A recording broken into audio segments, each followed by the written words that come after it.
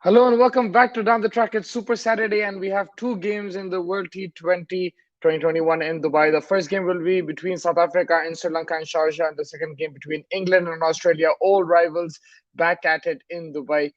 The first game, South Africa versus Sri Lanka. South Africa have more off the field problems and on the field problems, but hopefully that's resolved. Quinton de Kock has stayed with the team and will most likely play. And they're up against a Sri Lankan team who had a decent fight against Australia, but they're lacking a bit of firepower, a bit of experience that they need, but some talented players there. And in this episode, we'll be looking at some fantasy picks, some players that you should watch out for in both games today. So the first game, Sri Lanka, South Africa. From Sri Lanka side of things, with the bat, I'm going to go as Sri Lanka. I think he's been in really good touch, even against Australia. He got a good start. He was like 20 of 8, and then was playing a bit of runner ball and got out, but some really good shots. He makes use of the power play, bats one down, and always looking to score runs, which is good. And this is going to be a tough attack, the South African attack, but if he can put them under pressure, then he can definitely score runs, and he has that talent too. So I'm going to go with Sri Lanka with the bat. With the ball, from Sri Lanka's point of view, there's a couple of bowlers. There's Theeksana. I think he's a really good mystery bowler. He's picking up quite a few wickets. I think in the last 3-4 games, picked up 8 wickets. So he's definitely a bowler to watch out for. But I'm going to go with Hasaranga.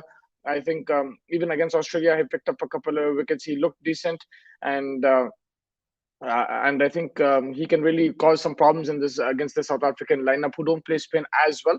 And some good matchups there for him against the likes of Van der Dusen, Klaas, and even Quinton de Kock.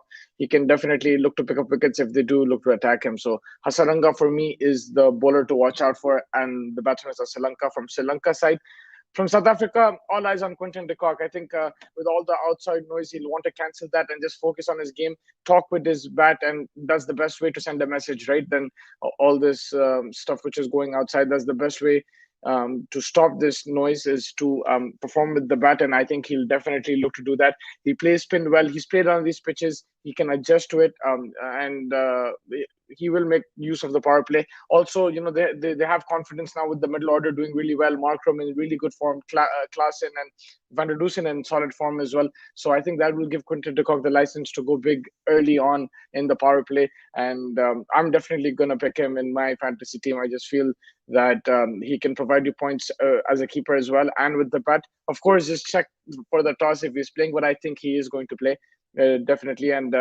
for him, he'll be focused on the game. And hopefully it can, yeah, all the focus now will be on the cricket rather than the outside stuff. And with the ball, I'm going to go with Enrique Nokia in Sharjah. He has a really good record. He's even in the IPL, we've seen him. He picks up wickets there consistently. He likes bowling in the death over there, and with the new ball, I remember he picked up 3-4 wickets just in the death overs itself. So for the Delhi Capitals, so definitely he's one bowler I am definitely going to watch out for, and I think you should have him in your team. Rabada is also a good option. So is Shamsi, but I just think in Sharjah, Nokia will definitely give it a crack and cause some problems for that Sri Lankan batsman. Especially if he gets the new ball, he'll put that top order under pressure. It's not going to be easy to play him in Rabada. And if Rabada bowls really well, then Nokia can get the wickets and vice versa. They put pressure on the batsman and the other guy can get the wickets. And I think Nokia definitely has a chance to pick up some good wickets. But yeah, I think those are the players to watch out for the first game in Sharjah. The second game, it's between England and Australia, Ashes rivals. It's going to be an exciting game. Really excited for it because whoever wins this game will probably top the group. At least for today, they will top the group, and they're both looking in good touch, both unbeaten so far. So one has to lose today. Which team will that be? And that's what I'm looking forward to seeing. When it comes to the Australia side of things, the players to watch out for me, I'm gonna go with. It's a tough one, but I'm gonna go with David Warner. I think David Warner is in really good form now. I mean, really good form that he's one innings, he scored a 50-60, but I think now he will capitalize. He had a string of bad scores, been scoring, single digits, not being able to get away. But now that he's got 150, I think he'll definitely will make the most of it. And he got a chance against Sri Lanka, but now I'm sure he's going to make the most of it and attack against England, especially that new ball attack. He's not going to let it go. And definitely, he's got some runs under his belt, he will have confidence, and I think he can play freely. Finch is also a good option. So is Smith and Maxwell, but David Warner, after a 50, he's an attacking batsman. He's an opening batsman. He can play the majority of the deliveries in innings if he stays there. And for me, it's a risk that I'm willing to take. Of course, there's a different options, but David Warner is the batsman I would pick in my fantasy team.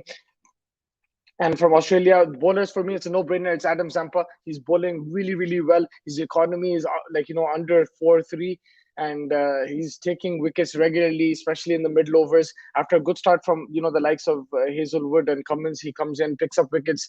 He bowls well with Stark as well in tandem, and he's just a general wicket taker. And the good thing is that he's also not getting hit for runs, so it's becoming even more difficult.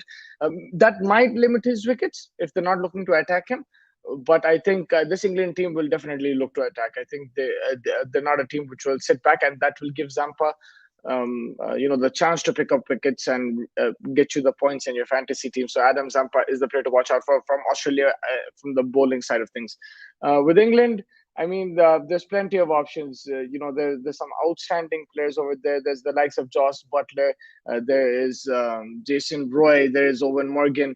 I'm gonna go with a bit different. I'm gonna go with Liam Livingstone. I think he still hasn't adapted to these UAE conditions, but he's been there for a while now. I'm sure he's itching to get out there, and I see a big score coming. I don't know how, but I see a big score coming, and even if not, then he can provide with the ball. He's bowling a couple of overs with the ball, and he can pick up a few wickets. So it's a win-win with Livingston in that sense. Like, if he doesn't perform with the bat, he can deliver with the ball, and these pitches are conducive to his bowling. And he's also a leg spinner. He's a natural wicket taker. Not as good as Zampa, but he can get you those wickets in your fantasy team. So I'm going to go with Livingston with the bat. I think this might be his day. And if you just look purely from a bowling perspective, again, you have options. Wokes has been outstanding. Even economy-wise, he's been on the dot, very accurate. But I'm going to go with Tamal Mills. He's been a sensation. He's come back from injury, and he's come back into this England team in place of Mark Wood has been injured, so he's playing. If he does play Tamal Mills and Mark Wood doesn't play today, then Tamal Mills is definitely a player I'll watch out for. And he's been bowling really well, picking up wickets. The change of pace has been outstanding, and that's allowed him to pick up wickets in the death as well as the with the new ball. And he's definitely a wicket taker, and wickets will give you points in your fantasy team. So he's definitely a player that I will pick in my fantasy team, Tamal Mills. Again, we need to know if he's going to start ahead of Mark Wood. I think he will, because he played the first two games. If Mark Wood does come, who does he come in place of? We're not sure yet, but let's see how that goes.